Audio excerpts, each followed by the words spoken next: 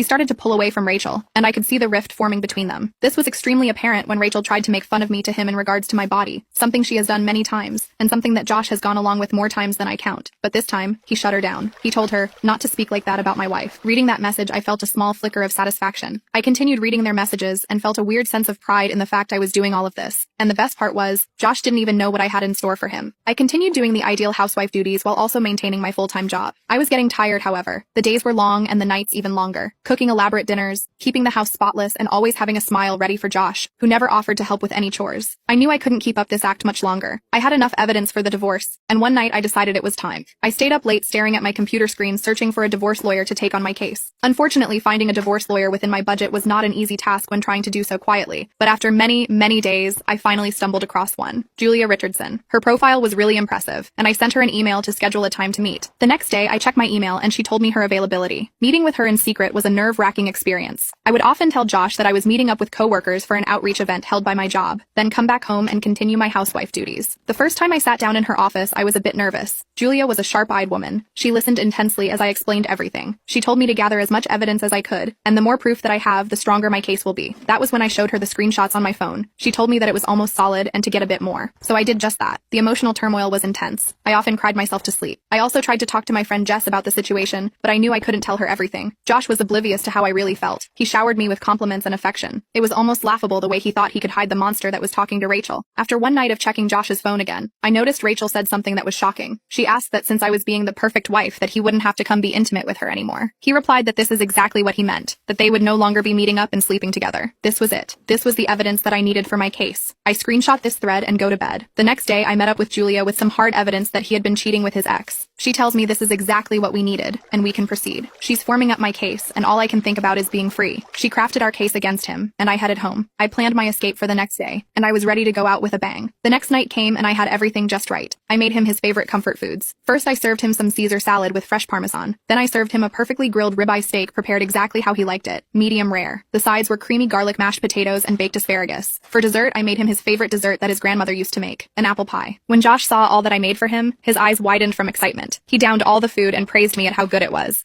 I smiled back at him and told him how much he deserved it. I felt a bittersweet satisfaction. He told me he wanted to show how much he appreciated me and took me to the bedroom. For the first time in weeks, I didn't feel nauseated by his touch. Instead, I felt a cold, detached feeling. I was ready to end this charade. I excused myself